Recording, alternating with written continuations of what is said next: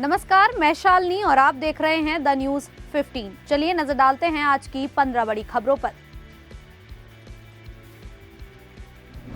केंद्र सरकार से बातचीत का न्योता मिलने के बाद 21 जनवरी को दिल्ली कूच रद्द कर दिया गया है, लेकिन 26 जनवरी का ट्रैक्टर मार्च तय कार्यक्रम के तहत किया जाएगा। भाजपा विधायकों, मंत्रियों के घरों व कार्यालयों के सामने ट्रैक्टर खड़े किए जाएंगे। किसान नेता सरवन सिंह पंधेर ने सोमवार को यह घोषणा की। उन्होंने कहा कि ट्रैक्टर मार्च दोपहर 12 से 1:30 बजे तक किया जाएगा। बड़े कॉर्पोरेट घरानों के शॉपिंग मॉल और गोडाउन के सामने भी ट्रैक्टर खड़े कर विरोध किया जाएगा। डोनाल्ड ट्रंप के राष्ट्रपति पद की शपथ लेने के एक दिन बाद मंगलवार को अमेरिका के नवनिर्वाचित विदेश मंत्री मार्को रूबियो भारत के विदेश मंत्री एस जयशंकर और जापान व ऑस्ट्रेलिया के विदेश मंत्रियों के साथ बैठक कर सकते हैं। इसमें जयशंकर भारत में इन साल होने वाले क्वाड के 5वें शिखर सम्मेलन की तारीखों पर भी चर्चा कर सकते हैं। भारतीय मूल के उद्यमी विवेक रामास्वामी अब डीओजीई का हिस्सा नहीं रहेंगे। व्हाइट हाउस ने इनकी पुष्टि की है। राष्ट्रपति डोनाल्ड ट्रंप ने पहले उन्हें अरबपति एलन मस्क के साथ इस विभाग के नेतृत्व के लिए चुना था। हालांकि ट्रंप से आयोवा कॉकस में हारने के बाद 38 वर्षीय एंटरप्रेन्योर विवेक रामास्वामी ने राष्ट्रपति पद की दौड़ से अपना नाम वापस ले लिया था और अब उन्होंने ओहायो के गवर्नर के रूप में चुनाव लड़ने की इच्छा जाहिर की है। प्रधानमंत्री नरेंद्र मोदी 5 फरवरी को प्रयागराज का दौरा कर सकते हैं। उनके इस संभावित दौरे के दौरान कई महत्वपूर्ण सरकारी योजनाओं की समीक्षा और कार्यक्रम में भाग लेने की संभावना है। प्रधानमंत्री के इस दौरे के दौरान संगम क्षेत्र और आसपास के इलाकों में सुरक्षा व्यवस्था को लेकर विशेष प्रबंध किए जा रहे हैं। प्रशासन ने अधिकारियों को निर्देश दिए हैं कि सभी तैयारियां समय पर पूरी हो जाए। कोलंबिया के राष्ट्रपति गुस्तावो पेट्रो ने सोमवार को कहा कि वह देश के नॉर्थ ईस्ट में गोरिल्ला हमलों के बाद आपातकालीन की स्थिति की घोषणा करेंगे। इन हमलों में दर्जनों लोग मारे गए हैं और हजारों को अपने घर छोड़ने के लिए मजबूर होना पड़ा है। हाल ही में नेशनल लिबरेशन आर्मी के साथ शांति वार्ता की कोशिशें नाकाम होने के बाद देश के पूर्वोत्तर क्षेत्र में 80 से अधिक लोग मारे गए हैं।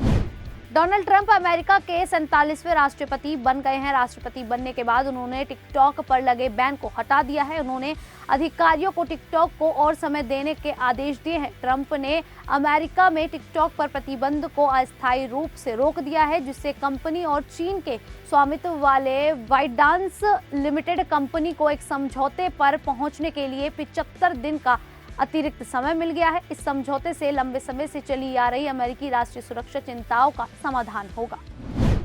फेमस टॉलीवुड प्रोड्यूसर दिल राजू और उनकी बेटी के हैदराबाद स्थित घर और ऑफिस पर इनकम टैक्स की अधिकारियों ने छापेमारी की है। हालांकि इसके कारण का अभी तक पता नहीं चल सका है, मगर मीडिया रिपोर्ट्स के मुताबिक छापेमारी उनके रिश्तेदारों के घरों समेत 8 अलग अलग जगहों पर की गई है। दिल राजू का असली नाम बेलमकुचा वेंकट रमना रेड्डी है। वह एक फेमस फिल्म डिस्ट्रीब्यूटर और प्रोड्यूसर भी हैं। तुर्की के उत्तर पश्चिमी क्षेत्र में दर्दनाक हादसा हुआ है। यहाँ एक स्की रिजॉर्ट होटल में आग लगने से 10 लोगों की मौत हो गई है, 32 अन्य घायल हो गए हैं। सरकारी समाचार एजेंसी ने इस बारे में जानकारी दी है। अनादोलू एजेंसी के मुताबिक बोलू प्रांत में देर रात करतलकाया रिजॉर्ट के होटल के रेस्टोरेंट में आग लग गई, जिसके बाद हड़कंप मच गया।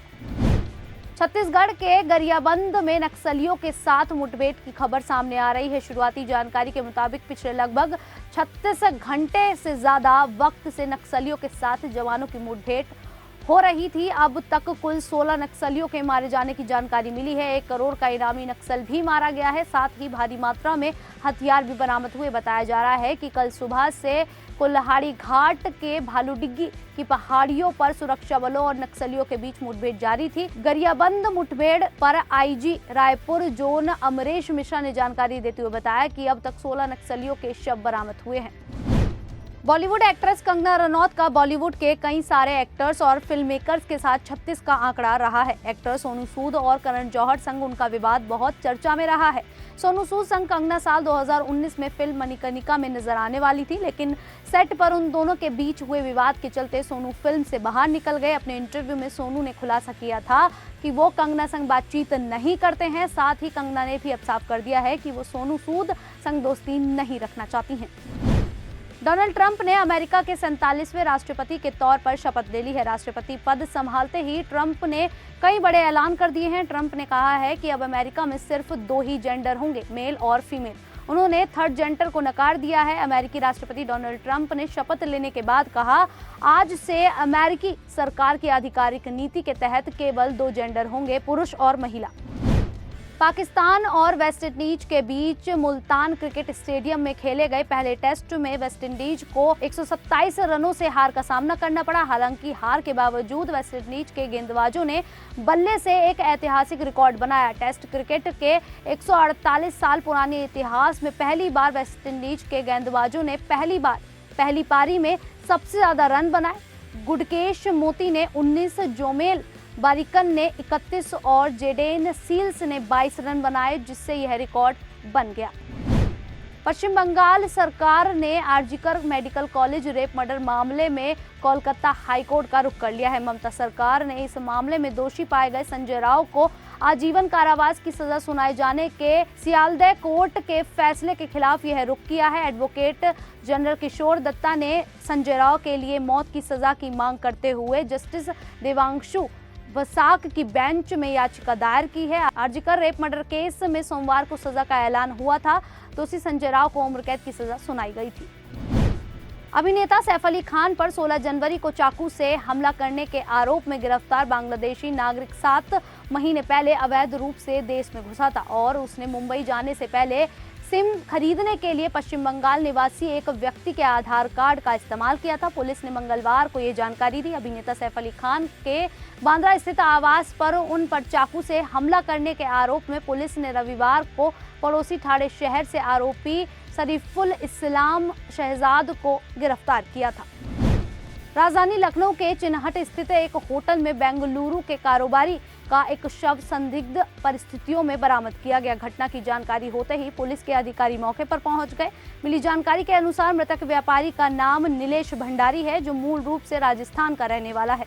वह वर्तमान में बेंगलुरु में रहकर कारोबार करता था। बताया जा रहा है कि वह अपनी प्रेमिका के साथ 2 दिन पहले लखनऊ आया था, जहां उनका शव नग्न अवस्था में होटल के कमरे में बरामद किया गया। आज के लिए इतना ही। कल फिर हाजिर होंगे ऐसी ही 15 बड़ी खबरों के साथ। तब तक के लिए देखते रहिए द न्यूज़ 15।